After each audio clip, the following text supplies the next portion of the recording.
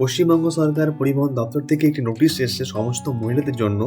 আপনারা হয়তো আগেই শুনেছেন যে মহিলাদের জন্য বিনামূল্যে যাতায়াতের একটি পরিকল্পনা চালু করা হয়েছে স্টেট বাসের মাধ্যমে।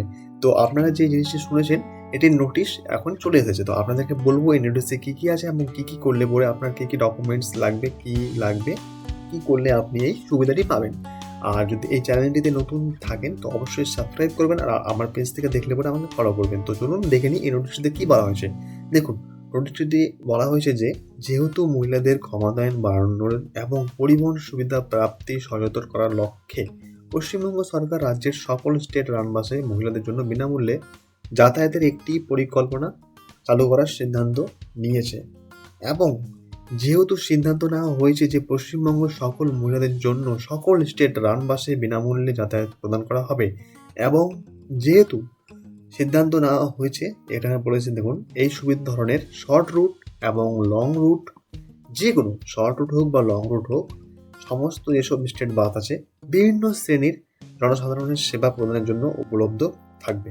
তো বুঝতে পারছেন ব্যাপারটা, এটা একদম অফিসিয়াল নোটিশ চলে এসেছে। আপনারা চাইলে এই নোটিশটি ডাউনলোড করতে পারবেন, আপনাদেরকে আমি ভিডিও শেষে পড়ে দেবো কোথায় এই নোটিশটা আপনারা পাবেন। ওকে, তো এখানে এবার বলা হয়েছে, দেখুন, যেহেতু সিদ্ধান্ত নেওয়া হয়েছে যে প্রত্যেক মহিলা উপভোগকারী যে তিনি সুবিধাটা নিতে চান তার জন্য একটি স্মার্ট কার্ড কিউআর কোড সহ ডিজিটাল নাম ও তার ছবি সহ প্রদান করা হবে।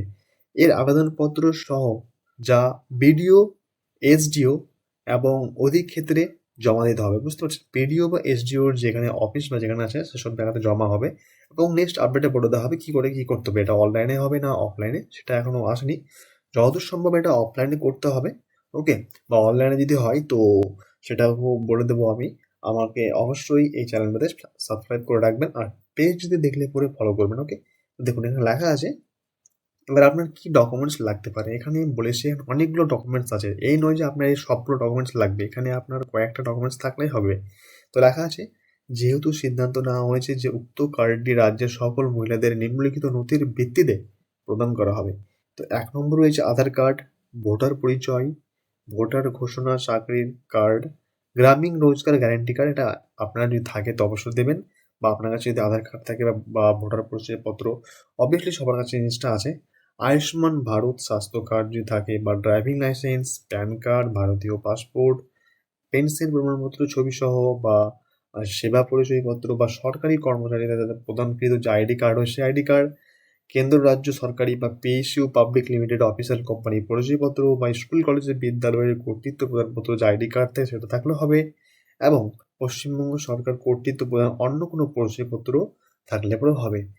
এর মধ্যে যে কোনো একটি জিনিস থাকলেই হবে। এতগুলো যে এখানে কার্ড দেওয়া আছে, এতগুলো এখানে দেখতে পাচ্ছেন, পাসপোর্ট, আধার কার্ড, পরিচয়পত্র, এনিথিং এলস, যে কোনো একটা এই দুটো বা কার্ড বা এখানে ডকুমেন্টস থাকলেই হবে আপনার। ঠিক আছে, অনেকের মনে প্রশ্ন উঠতে পারে যে আমার তো এই অসুবিধা ওই অসুবিধা হয়ে আছে, তো আমি এই কথাটা বলে রাখি, আপনার আধার কার্ডে যদি নাম বা আদার্স কিছু ভুল থাকে তো অবশ্যই সেটা ঠিক করবেন, সেটা অবশ্যই। ঠিক আছে, আর ভোটার পরিচয়পত্র যেটা লেখা আছে এখানে যদি আপনার কোনো প্রবলেম হয়ে থাকে, আপনার যে ভোটার তালিকায় নাম না থাকে, তো হয়তো আপনি এই পরিষেবা থেকে বঞ্চিত হতে পারেন। ওকে, তো যদি আপনার ঠিক হয়ে যায়, যা আপনি যদি ভোট ধরে নিন আপনি ভোট দিয়েছেন। ওকে, ধরে নিন আপনি ভোট দিয়েছেন বা আপনার সব কিছু ঠিক আছে, তাহলে আপনার কোনো প্রবলেম নেই।